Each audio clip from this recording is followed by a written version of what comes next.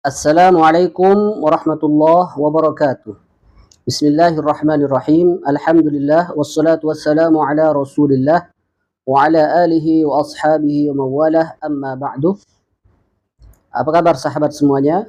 Mudah-mudahan sehat selalu dan semangat terus. Kita lanjutkan kajian kita kitab Al-Arba'in An-Nawawiyah. Di kesempatan kali ini kita membahas hadis yang ke-14, yaitu mengenai larangan menumpahkan darah. Jadi larangan menumpahkan darah seorang muslim kecuali dalam kondisi-kondisi tertentu. Hadisnya an Ibnu Mas'ud radhiyallahu taala anhu qala Rasulullah sallallahu alaihi wasallam la yahillu damu imri'in muslimin illa bi ihda thalathin as-sayyibu az-zani wan nafsu bin nafsi wat tariku lidinihi al-mufariqu lil jama'ati. Rawahul Bukhari wa Muslimun.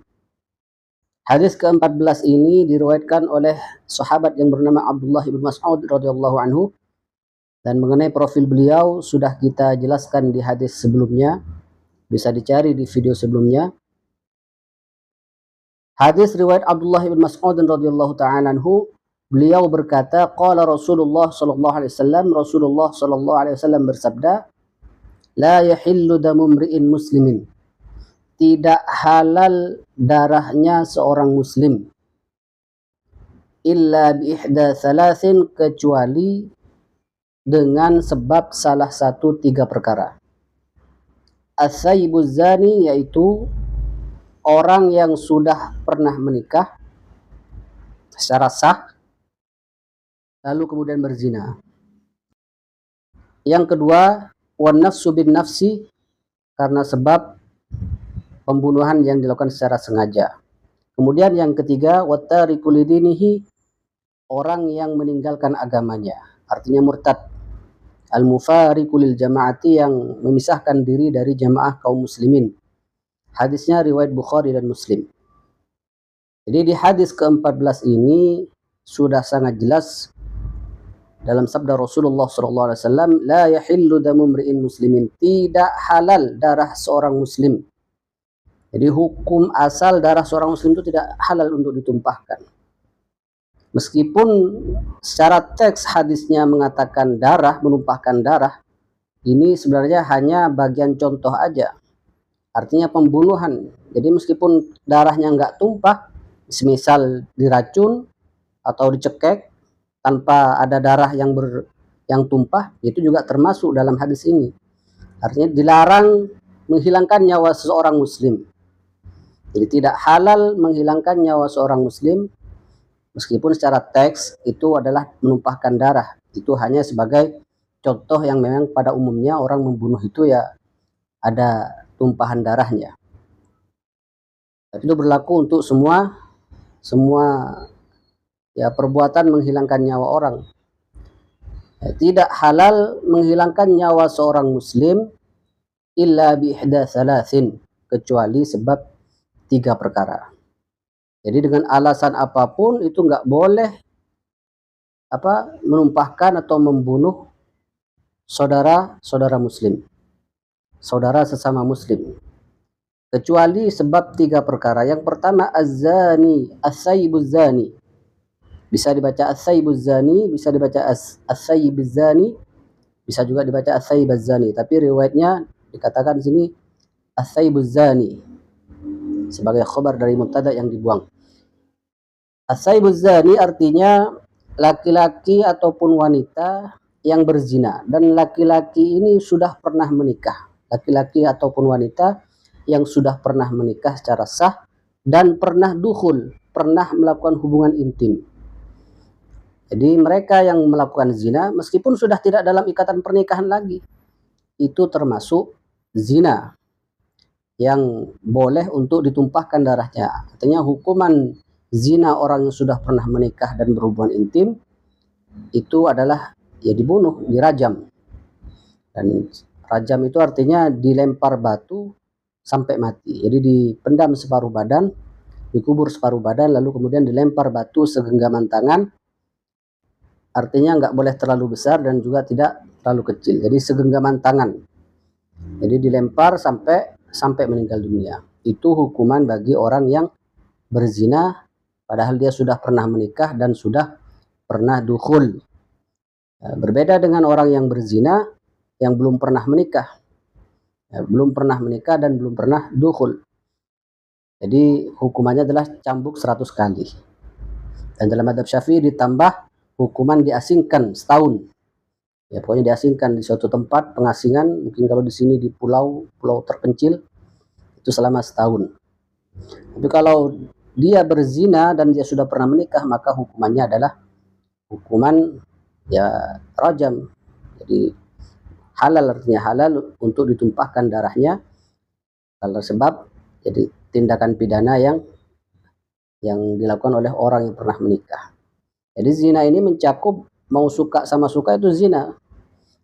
Selama ini kan yang diatur oleh hukum undang-undang di negara kita kan kalau mau sama mau, ya, artinya tidak sedang terikat dalam pernikahan, dan mau sama mau meskipun dia sudah pernah menikah itu tidak dianggap zina, tidak masuk ke pasal zina.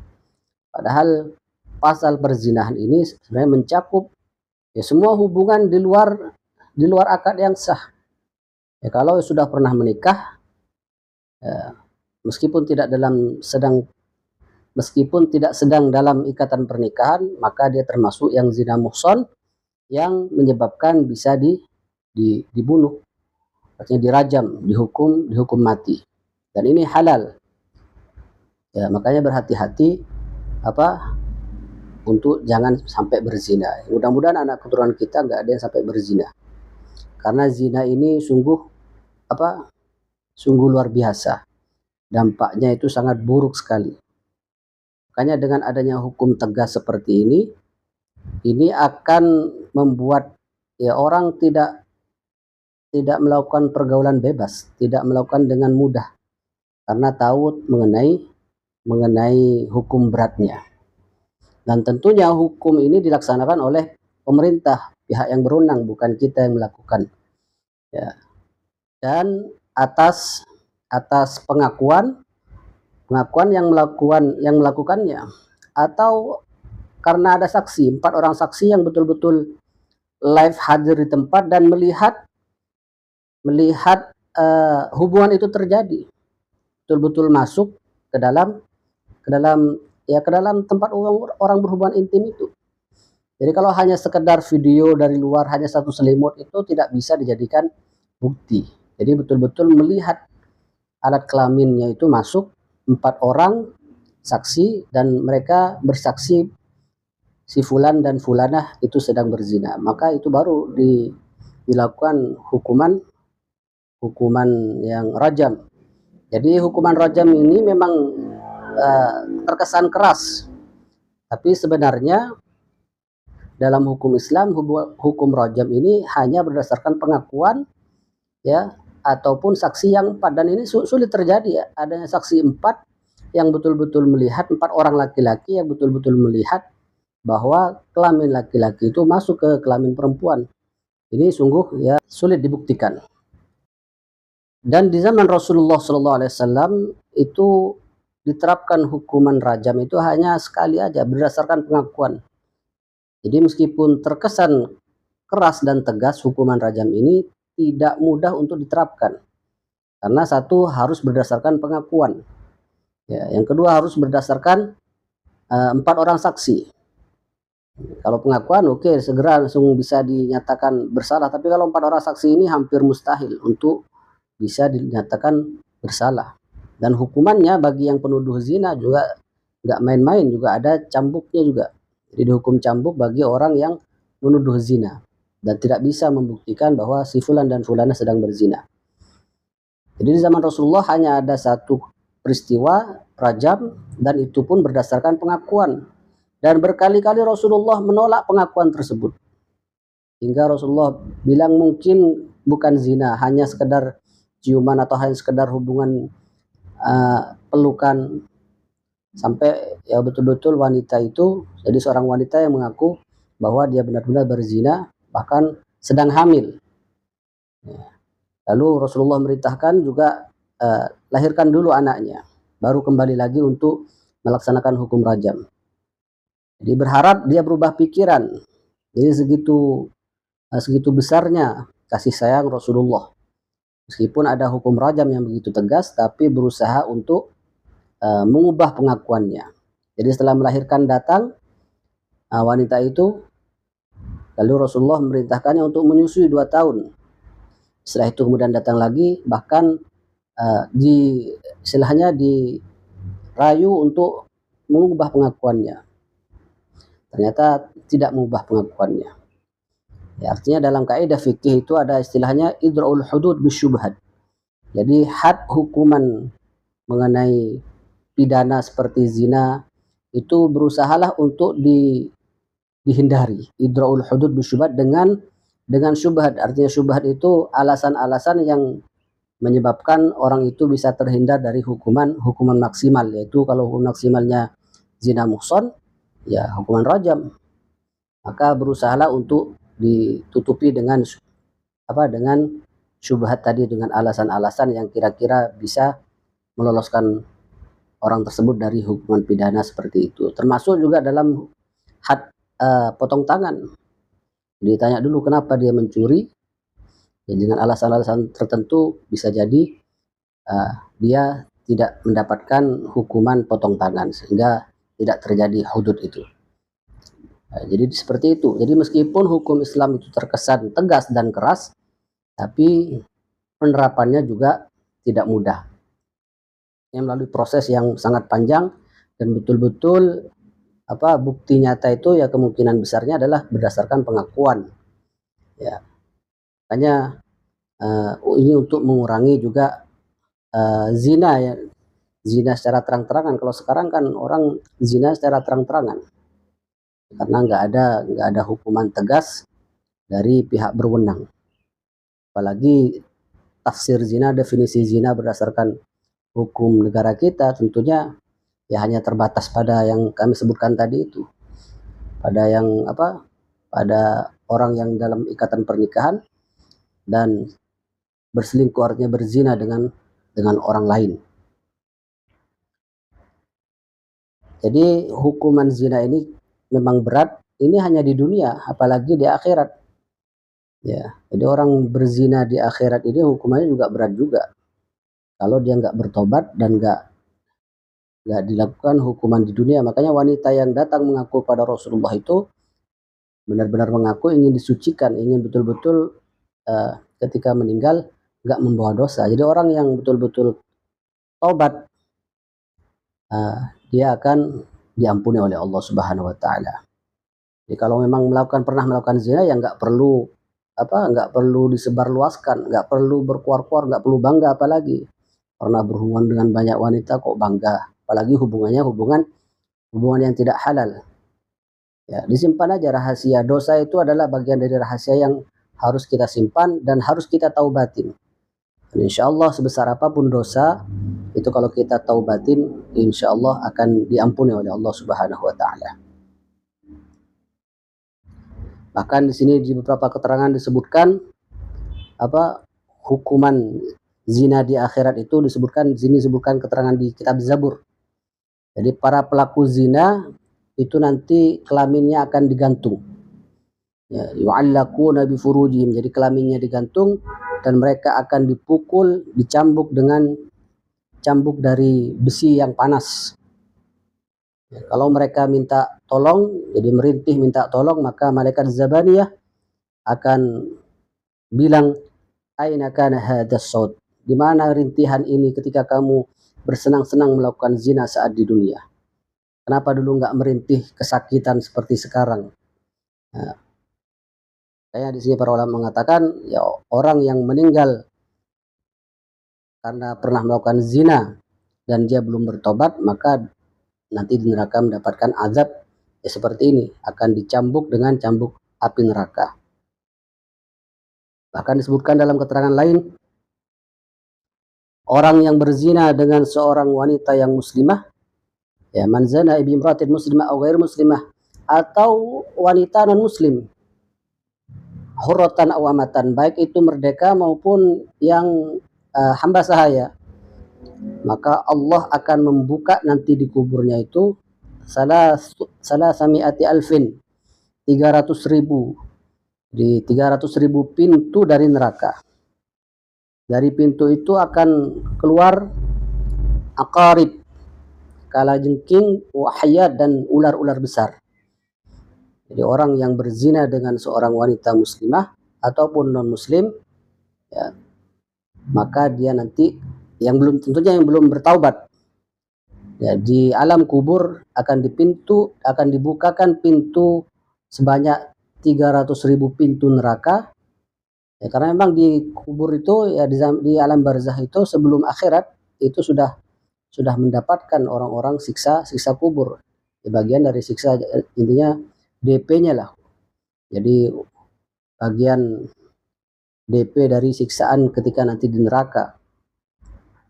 300.000 pintu dari neraka, dan dari pintu itu muncul kalajengking dan ular-ular besar, ya, fahu yu'adzabu ila yaumil qiyamah, dan orang itu akan terus diazab dengan binatang-binatang buas itu hingga hari kiamat.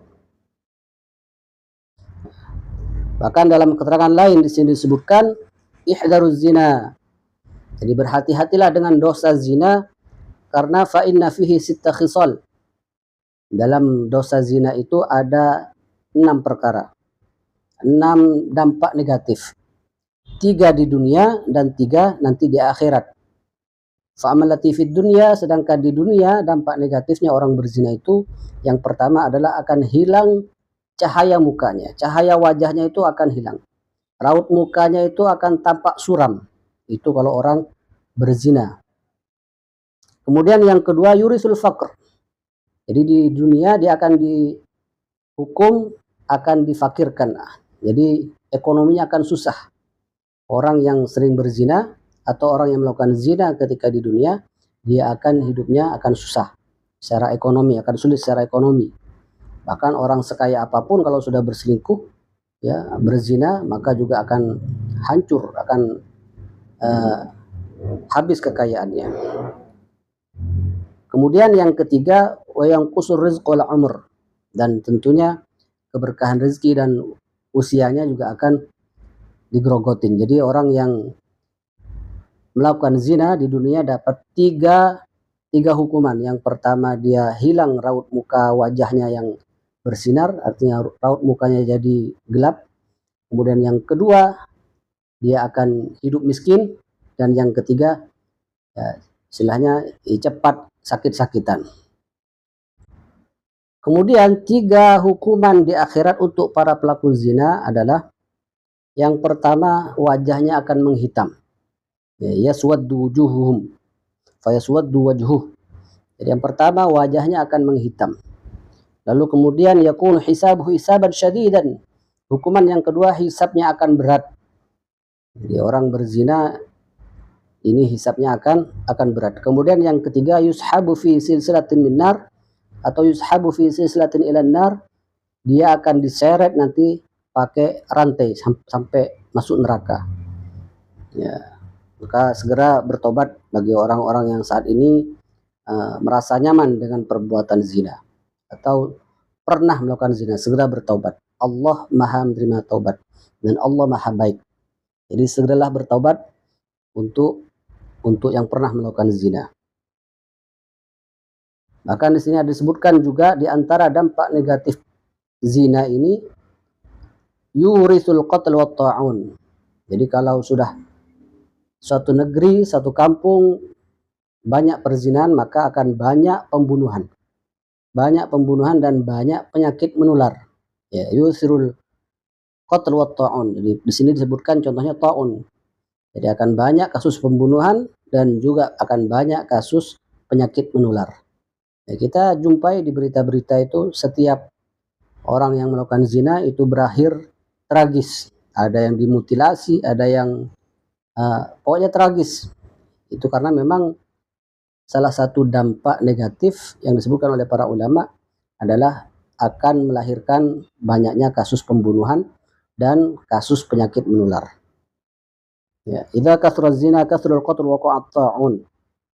Ya, maka ya kita berusaha sebisa mungkin berdoa kepada Allah untuk dilindungi dari perbuatan dosa yang namanya zina. Kayak jaga hubungan antara lawan jenis. Jangan terlalu jangan terlalu dekat, jangan terlalu ya akrab, arti dalam tanda kutip, jaga hubungan yang sesuai dengan ya sudah ditentukan oleh syariat. Jadi dosa yang pertama yang menyebabkan seorang muslim itu boleh untuk ditumpahkan darahnya adalah orang yang pernah menikah dan pernah melakukan hubungan intim lalu kemudian berzina. Kemudian yang kedua, wan nafsu bin nafsi, yaitu membunuh orang muslim yang lainnya.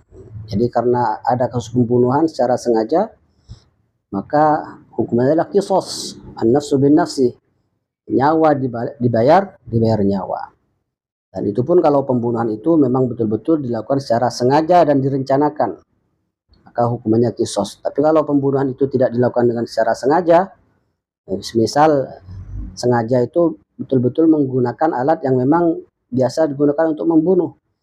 Kalau cuman ditempeleng pipinya lalu kemudian meninggal, itu termasuk bagian yang tidak disengaja, tentunya tidak dikisos untuk hal-hal itu. Jadi pembunuhan yang dikisos artinya dibayar nyawa dibayar nyawa, itu adalah kalau dilakukan secara sengaja dan terencana. Jadi betul-betul artinya terencana itu yang melakukan dengan alat yang memang biasa digunakan untuk membunuh. Ya, kalau nggak sengaja ya tetap dihukum, cuman bukan dikisos, tapi bayar diat, bayar uang pengganti. Ya, sebanyak 100 ekor unta, senilai 100 setara dengan 100 ekor unta, harga 100 ekor unta. Ya, berapa kalau sekarang? Tinggal dihitung. Termasuk jangan membunuh, menghilangkan salah satu anggota badan, misalnya telinga. Itu kan kisosnya satu telinga dibayar satu telinga. Kalau dia nggak mau bayar dengan telinganya, maka dia bayar diat.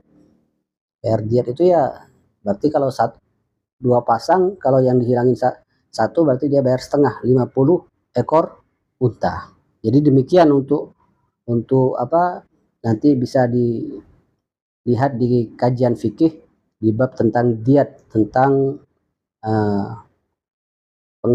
biaya pengganti atau membayar dana pengganti kisos, sebutnya diat. Jadi sebab yang kedua seorang muslim boleh ditumpahkan darahnya adalah kalau dia membunuh muslim lainnya dengan cara sengaja dan direncanakan. Kemudian yang ketiga, sebab seorang muslim itu boleh ditumpahkan darahnya, artinya boleh dihukum mati, adalah at-tariku lidinihi wa tariku lidinihi, orang yang meninggalkan agamanya, artinya murtad. Jadi orang murtad itu ya harus diajak bertaubat, balik lagi, kalau nggak balik lagi baru ya itu dihukum mati.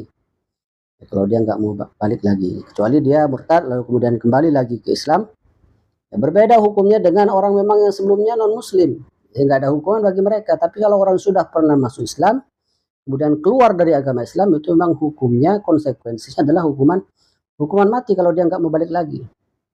Ya, kalau orang non muslim, orang yang kafir, yang dia zimmi, dia hidup berdampingan, dia tidak dibunuh karena memang dari sananya sudah non muslim.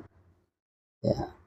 Tapi kalau sudah masuk Islam lalu kemudian dia keluar dari agama Islam, maka ya ini diajak bertobat dulu, diajak kembali lagi, kalau nggak mau baru dihukum mati. Dan itu semua dilakukan oleh pemerintah, jadi bukan oleh perorangan.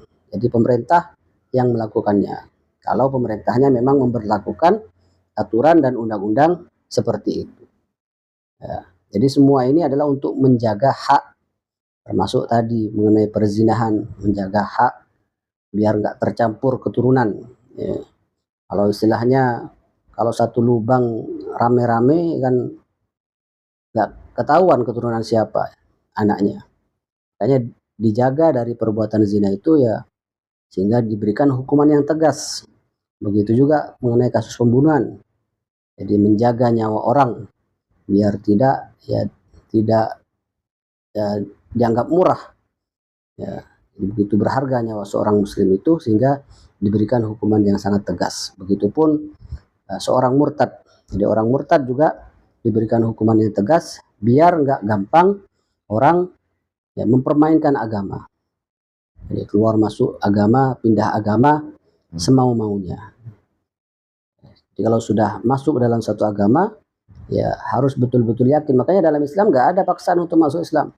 Sebelum masuk Islam betul-betul harus yakin, sudah ada kemantapan hati, baru masuk Islam dengan namanya juga Islam. Islam itu kan berpasrah, pasrah total.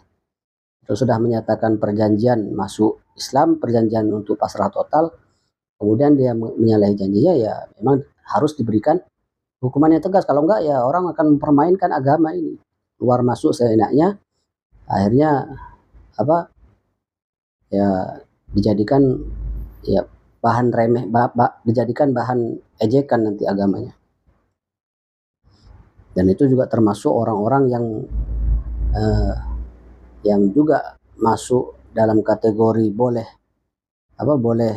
ditumpahkan darahnya adalah orang-orang yang menghina atau melecehkan simbol-simbol agama, tentang Nabi, tentang Al-Quran. Itu sebenarnya memang kalau dia nggak mau bertobat, dia muslim, dia tidak mau bertobat, maka itu termasuk ya yang boleh ditumpahkan darahnya, dianggap murtad, dianggap keluar agama Islam. Ya, itu nggak hanya sekedar menyembah berhala, tapi betul-betul memang termasuk yang melecehkan secara sengaja simbol-simbol keislaman. Itu juga bisa jadi murtad, ya, keluar Islam tanpa sadar. Dan itu harus segera bertobat. Kalau nggak bertobat ya bisa dihukum. Makanya termasuk meninggalkan sholat itu dalam madhab Imam Ahmad kan dihukum karena dia dianggap sudah kafir. Kalau dalam madhab Syafi'i tetap dihukum mati kalau dia nggak mau bertobat. Ya. Jadi ada konsekuensi. Jadi orang memeluk agama itu biar jadi pemeluk agama yang baik, ya harus ada tindakan tegas. Dilakukan sholat atau bertobat. Kalau yang meninggalkan sholat ya segera bertobat. Kalau enggak, negara bisa melakukan tindakan yang tegas. Itu kalau memang betul ada undang-undang seperti itu di negara. Ikhwatal iman wal Islam. Jadi kesimpulan dari pembahasan kita hadis yang ke-14 ini adalah kita dilarang menumpahkan darah seorang muslim dengan alasan apapun kecuali alasan yang disebutkan atau yang dibenarkan oleh agama. Jadi di Al-Quran juga disebutkan wala taqtulun nafsal lati haramallahu illa bil haq, kecuali dengan sebab yang hak. Maka kita nggak boleh menumpahkan darah seorang muslim. Ya. Jadi sangat berharga sekali darah seorang muslim itu. Juga nggak gampang mengkafirkan seorang muslim lalu kemudian diperangi. Ya. Maka penting untuk menjaga darah seorang muslim. Satu nyawa orang muslim itu sangat berharga. Kemudian sebab-sebab tadi dosa-dosa yang menyebabkan seorang bisa ditumpahkan darahnya, itu diantara disebutkan hadis ini, yaitu 3. Yang pertama adalah berzina ketika sudah pernah punya pasangan secara sah dan pernah berhubungan. Kemudian yang kedua, dia melakukan pembunuhan secara sengaja dan terencana. Kemudian yang ketiga, murtad. Dan inilah dosa yang sebenarnya paling besar. Jadi urutannya itu adalah yang paling besar adalah murtad, baru kemudian pembunuhan, baru kemudian zina. Demikian untuk kajian kali ini. Jika ada pertanyaan silahkan tulis di kolom komentar. Selamat berjumpa kembali di video berikutnya. Hadanallahu wa iyyakum ajma'in. Subhanakallahumma bihamdika asyhadu an la ilaha illa anta astaghfiruka wa atubu ilaik. Wassalamualaikum warahmatullahi wabarakatuh.